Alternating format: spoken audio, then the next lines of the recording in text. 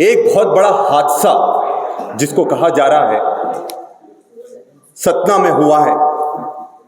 वहां पर 4 बच्चों को जो कि थैलेसीमिया पॉजिटिव थे उनको HIV संक्रमित ब्लड चढ़ाया गया। साथियों, ये कोई एक्सीडेंट नहीं है, ये क्रिमिनल नेग्लिजेंस है, क्राइम है। और उन बच्चों की जगह आप लोगों के भी बच्चे हो सकते थे, हमारे बच्चे भी हो सकते थे। और ये सिर्फ सतना तक की घटना नहीं है, पूरे मध्य प्रदेश में इस तरह का चल रहा है।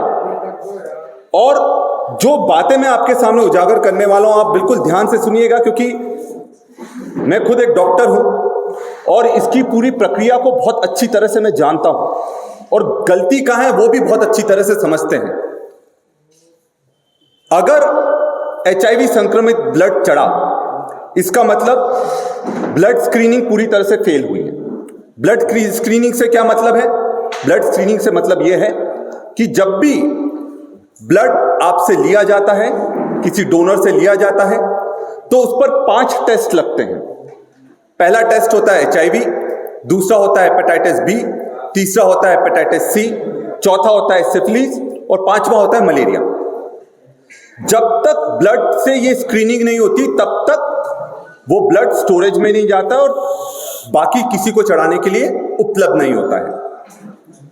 जो सबसे बड़ी त्रुटि इसमें होती है और जो सत्ता में भी हुई, मध्य प्रदेश के आधे से ज्यादा सरकारी अस्पतालों में जो स्क्रीनिंग होती है उसमें बहुत बड़ा फर्जीवाड़ा हो रहा है, क्योंकि उसमें रैपिड टेस्ट लगाया जा रहा है। इसमें एक रैपिड टेस्ट होता है, मतलब फटाफट आप लगाओ, आपको रिपोर्ट उसी में आ जाती है, क्योंकि कार्ड टेस्ट होते हैं ये। दूसरा होता है एलाइसा को और बेहतर माना जाता है, पर उसमें भी ट्रेन सुपरविजन में होना चाहिए। जब तक ट्रेन टेक्नीशियन नहीं है तब तक कि उसमें बीमारी पूरी तरह से पकड़ी नहीं जाएगी। तीसरा होता है ऑटोमेटेड में भी 2 होते हैं, जो कि सबसे हाई लेवल का माना जाता है, जिसमें केमिल्यूमिनेसेंस एक टेस्ट होता है और दूसरा होता है न्यूक्लिक एसिड टेस्ट, जिसको NAT भी कहा जाता है। यह बहुत हायर सेंटर्स पर ऑटोमेटेड तरीके से करा जाता है ताकि बीमारी को अच्छे से पकड़ा जा सके। दुख की बात यह है, हमारे ज्यादातर अस्पतालों में रैपिड टेस्ट हो रहा है ताकि समय बचे, और समय बचाने के चक्कर में ज्यादा उसमें माथापच्ची ना करना पड़े, उसमें लोगों की जान के साथ खिलवाड़ किया जा रहा है। और यह जिला स्तर के अस्पतालों में भी हो रहा है, जबकि सरकार इतने बड़ी बड़ी बातें करती है कि हम ये कर रहे हैं, ये कर रहे हैं। उनकी जो विकास का मॉडल है सिर्फ पोस्टरों में दिख रहा है, पेपरों में ऐड के रूप में दिख रहा है, पर कोई अस्पताल चलाने लायक व्यवस्था या नेशनल इंटरनेशनल लेवल के अस्पताल हमारे मध्य प्रदेश में नहीं है। ये किसकी कमी है? ये सरकार की कमी है। और मैं क्योंकि खुद छात्र राजनीति से आया हूं, जूडा का अध्यक्ष था, उस समय भी 5 मेडिकल कॉलेज हुआ करते थे और 5 के 5 मेडिकल कॉलेज का MCI से रिकॉग्निशन नहीं था। तो आप समझिए कि हम लोग ऐसी जगह बैठे हुए हैं जहां पर अगर अस्पताल कोई जाता है उसको यह लगता है कि मेरी जान बच जाएगी, पर आज की जो व्यवस्था बन रही है उसमें यह साफ दिख रहा है कि अस्पताल भी जान का खिलवाड़ हो रहा है। एक जो पैकेट खून होता है, 1 यूनिट जो खून होता है, उसकी कीमत एक डॉक्टर से ज्यादा कोई नहीं जानता है। क्योंकि हम लोग ने भी कई बार अपना खून दिया, क्योंकि खून नहीं था, खून भी दिया, उसके बाद ऑपरेशन भी करा। और जब एकदम से किसी को खून नहीं मिलता है तो उसको जहां से भी खून मिलने का उसको एक आश्वासन मिलता है, वो वहां चला जाता है। और इसमें एक बहुत बड़ा एक्सपोजे में आपके सामने अभी थोड़ी देर में करूंगा।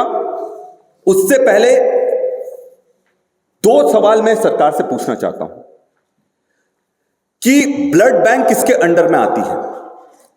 ब्लड बैंक सरकार के अंडर में आती है। सरकार की जवाबदारी है कि जो ब्लड बैंक संचालित हो रही है वो सही तरीके से हो रही है कि नहीं हो रही है, उसमें एफडीए का लाइसेंस है कि नहीं है, प्रॉपर उसमें स्टाफ है कि नहीं है, उसमें प्रॉपर असिस्टेंट्स हैं कि नहीं है, इंस्ट्रूमेंट्स प्रॉपर तरीके से काम कर रहे हैं कि नहीं कर रहे हैं, ये पूरी सरकार की जवाबदारी है। पर क्या सरकार जवाबदारी ले रही है? सरकार जवाबदारी नहीं ले रही है, क्योंकि डोनर जो होता है उसकी पहचान, उसका फोन नंबर, उसका एड्रेस, ये कानूनी बाध्यता है। मतलब ये कोई करना है नहीं करना वाली चीज नहीं है। आपको जो जो लोग डोनर हैं उनकी पूरी लिस्ट आपके पास होना चाहिए। और आज ही पता लगा है कि वहां पर जो 250 लोग संदिग्ध थे उसमें से सिर्फ 125 लोगों को ट्रेस कर पा रहे हैं कि मोबाइल नंबर, बाकियों के मोबाइल नंबर ही गलत है। तो इसका मतलब कि ऑडिट नहीं हो रहा था, ऑडिट नहीं हो रहा था, उसमें कोई सुपरविजन नहीं था। मध्य प्रदेश में भोपाल से किसी तरह का सुपरविजन नहीं हो रहा है। क्या हेल्थ मिनिस्टर का काम सिर्फ फीते काटना है? आप लोगों की जान बहुत खतरे में है साथियों, इसको बिल्कुल हल्के में मत लीजिए, क्योंकि जवाबदेही कोई लेने को तैयार नहीं है। ना ऑडिट हो रहा है, ना कोई जवाबदारी दे ले रहा है। इसका मतलब कि भविष्य भी पूरी तरीके से खतरे में है, क्योंकि अगर डोनर का पता नहीं है तो मतलब सिस्टम पूरी तरह से फर्जी चल रहा है। बॉटम लाइन ये है। और सबसे बड़ी चौंकाने वाली बात यह है कि वो बच्चे एचआईवी पॉजिटिव हो गए थे। मार्च अप्रैल में पता लग गया था, मार्च अप्रैल में ये पता लग गया था कि हाँ बच्चे जो थे, आप इतने दिनों से क्यों दबा रहे थे उन चीजों को? मतलब उस पर पर्दा डाला जा रहा था ना, लिपापोती हो जाए। जब आपको पता है बच्चे संक्रमित हुए हैं तो उस पर तत्काल एक्शन होना चाहिए। आज क्या हो गया? दिसंबर हो गया। तो मार्च अप्रैल में अगर पता लगता है तो इतने दिन कैसे निकल गए? क्या सरकार को बच्चों की जान से कोई मतलब नहीं है? इसके अलावा कि वो गरीब परिवार से आते हैं। आप सोचिए, थैलेसीमिया में बार बार ब्लड ट्रांसफ्यूजन करवाना पड़ता है। मतलब भगवान किसी को इस तरह की बीमारी ना दे, पर पूरा परिवार टूट जाता है, क्योंकि हर 10 दिन में, हर हफ्ते आपको ब्लड ट्रांसफ्यूजन करवाना है। तो जो व्यक्ति, और ये मैं उनकी परिवार की बात बता रहा हूं, उसके पिता रोते रोते बोले, एक बच्ची के पिता, कि 1 महीने में से 10 दिन तो हमको इसके इलाज के लिए चले जाते हैं, हमें भटकना पड़ता है, 10 दिन हम काम नहीं कर पाते, 20 दिन हमारे पास बचते हैं, उसमें घर कैसे चलाना है हमारे लिए बहुत बड़ी चुनौती है। और जब वैसे ही उन पर इतना भार था, अब एचआईवी पॉजिटिव। तो ये चीज समझिए, ये कोई परिवार की गलती नहीं है, ये मरीज की गलती नहीं है, ये सरकार की गलती है। और सरकार इसकी जवाबदेह होना चाहिए। और अगर वो जवाबदेही नहीं लेना चाहती, मंत्री जी को इस्तीफा देना चाहिए, क्योंकि ये पहला कांड नहीं है। इससे पहले इंदौर में हमने देखा चूहा कांड हुआ, एक नवजात बच्चे को चूहे ने काट दिया, वो बेचारा मर गया। लिपापोती हुई, पर आज तक क्या बड़ी कार्रवाई हुई? क्या बड़ी कार्रवाई हुई? और पॉलिसी में क्या अंतर आया कि इस तरह की घटनाएं आगे मध्य प्रदेश में नहीं होगी?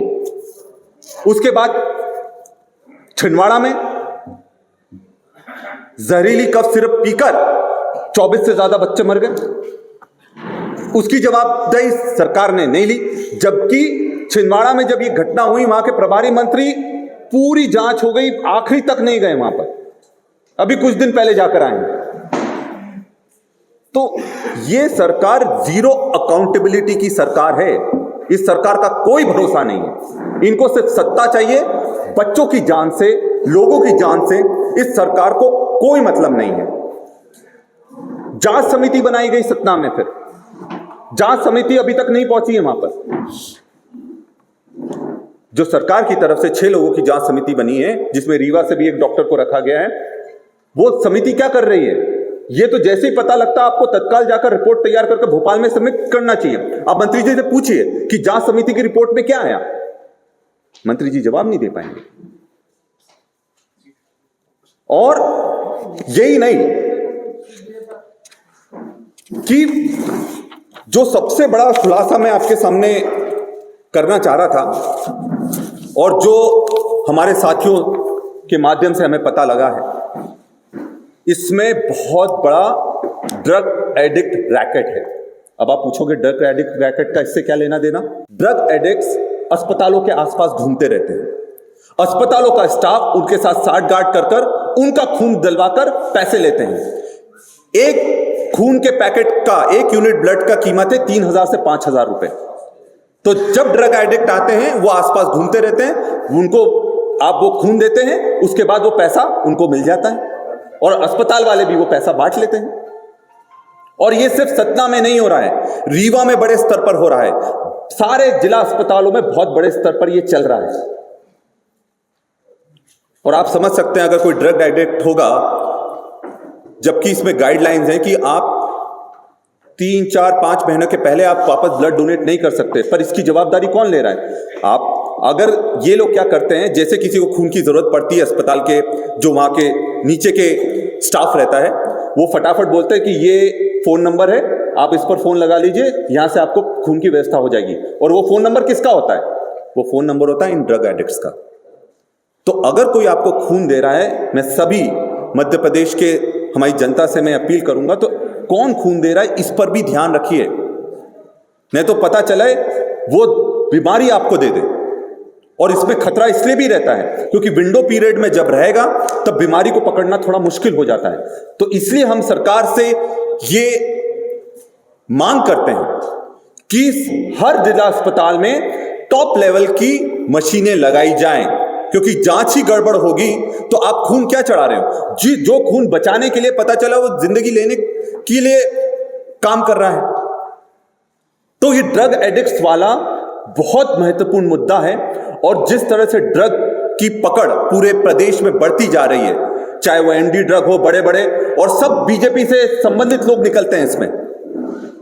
फिर वो ड्रग एडिक्ट एक बार बन जाता है तो वो बार बार खून देता है, जबकि वो खून देने लायक नहीं रहता।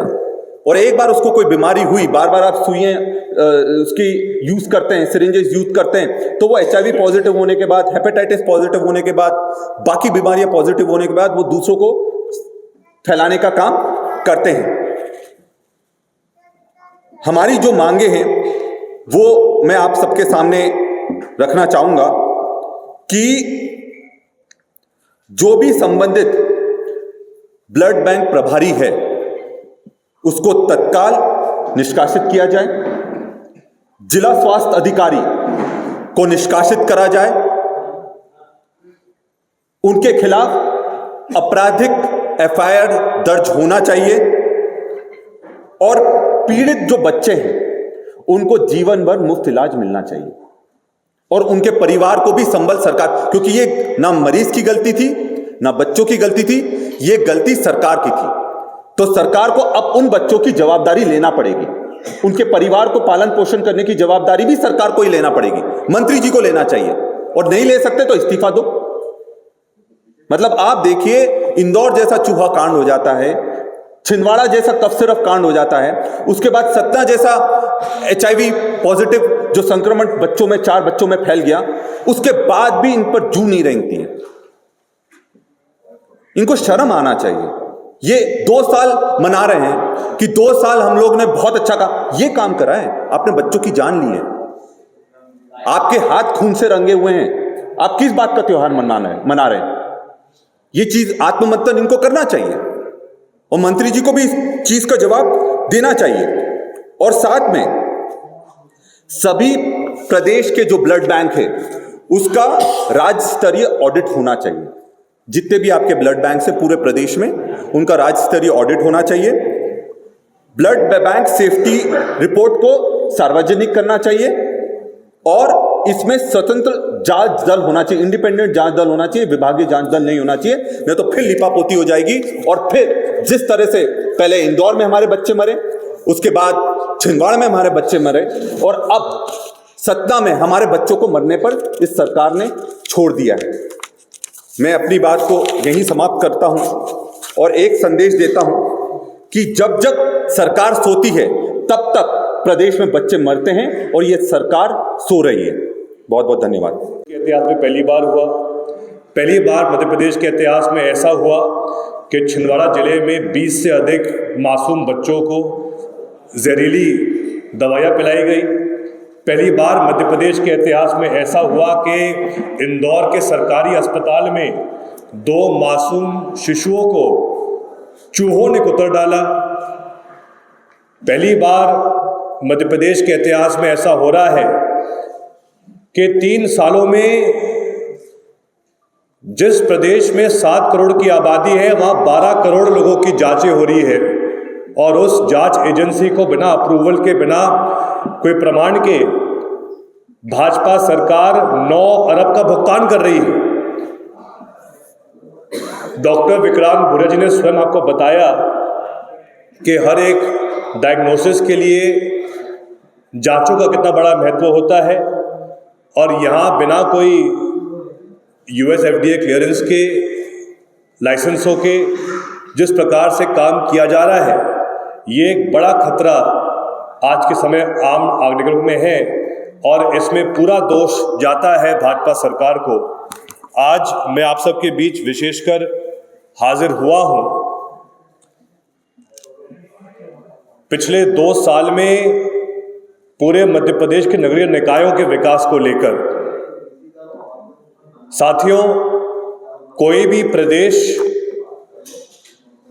के विकास के संदर्भ में सबसे पहले शहरी विकास दिखता है।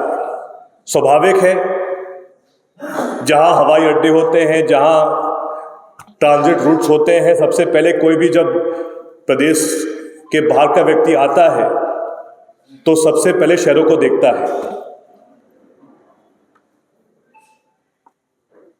संयोग से कल ही विधानसभा के विशेष सत्र का कार्यक्रम था जिसमें रात को 10:30-11 बजे मोहन यादव जी ने उनके 2 साल के उपलब्धियां बताई और बड़े आश्चर्य की बात है कि उनके 2 साल में नगरीय निकायों को लेकर उनके पास एकमात्र उपलब्धि थी कि उन्होंने भोपाल तालाब में शिकारे चलाए हैं। शिकारा जो श्रीनगर में चलते हैं वो भोपाल में उपलब्ध करा दिए। अब उससे क्या लाभ मिल रहा है जनता को, उससे क्या लाभ मिल रहा है प्रदेश को? वो कह रहे थे कल विधानसभा में कि हम तो कश्मीर को यहां मध्य प्रदेश में लिया, भोपाल में लिया है। क्या वाकई में सीएम साहब ये आपकी गंभीरता है? यही आपकी सबसे बड़ी उपलब्धि है 2 साल के राज में? मतलब जो घोषणा शादिक महापौर को करनी चाहिए थी वो भी साधारण से कार्यक्रम में, वो सीएम साहब उपलब्धि बता रहे हैं 2 साल के कार्यकाल में।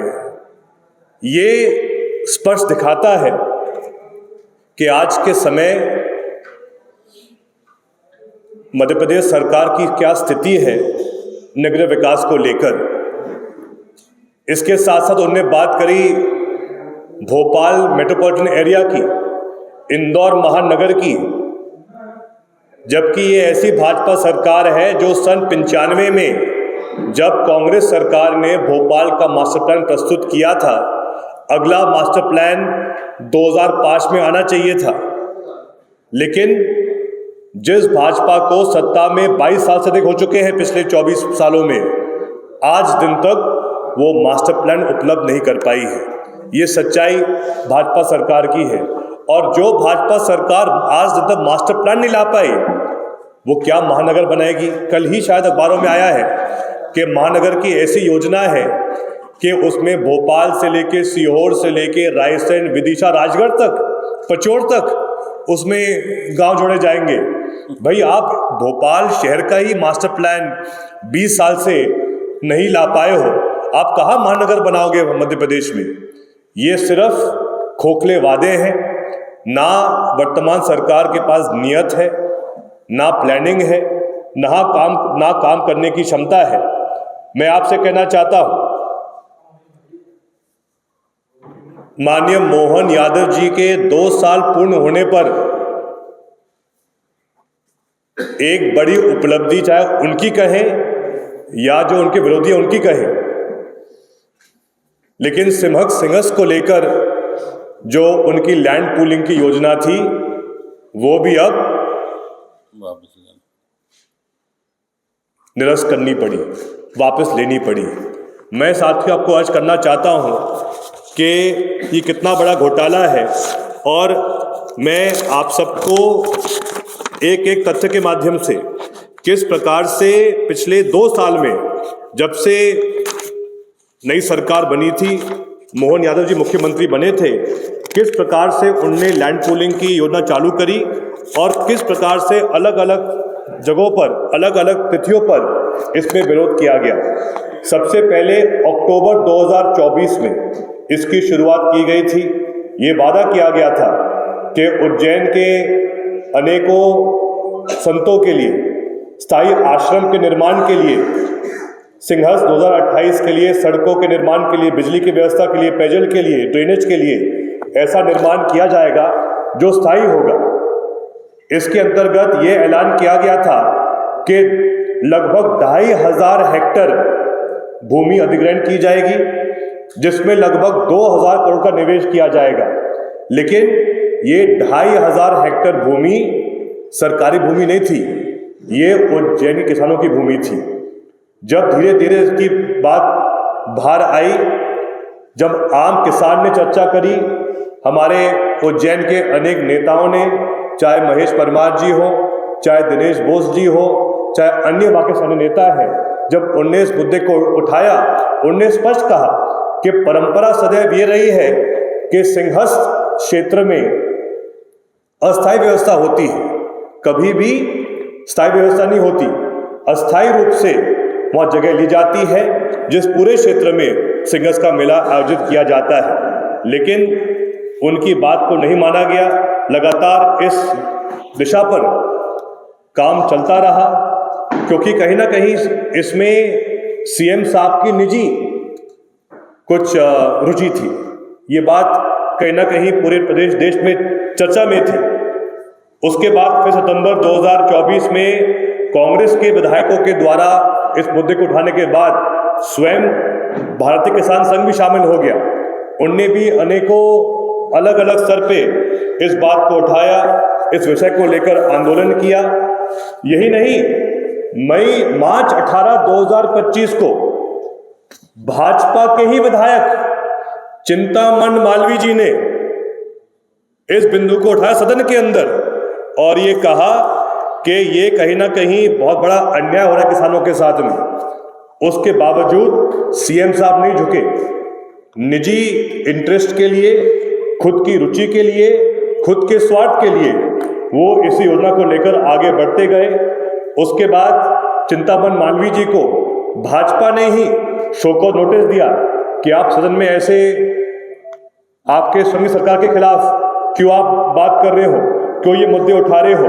उसके बाद फिर जब सुनवाई नहीं हुई तो फिर अक्टूबर 2025 पे किसान ने चेतावनी दी कि हम बड़ी महारैली करेंगे, ट्रैक्टर महारैली करेंगे, जिसके माध्यम से ये जो पूरा घोटाला है उज्जैन लैंड पूलिंग का, उसको एक्सपोज करेंगे, घर घर तक ये बात पहुंचाएंगे।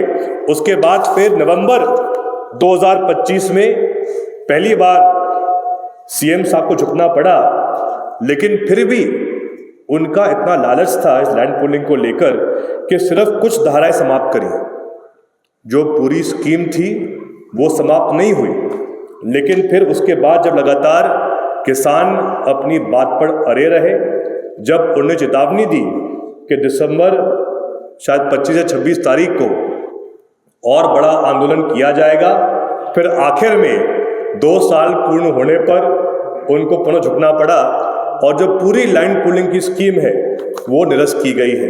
तो ये एक प्रकार से सच्चाई है भाजपा सरकार की, मोहन यादव जी की, कि उनके खुद के गृह नगर में, उनके खुद के जिले में जो उनकी एकमात्र योजना थी, वो भी सिंहस्थ के लिए, जिसके लिए उन्होंने इतना प्रयास किया, इतनी बड़ी योजनाएं बनाई, 2 साल तक ना तो उसको अमल कर पाए, उल्टा जो उनके काले कारनामे थे वो एक्सपोज हो गए।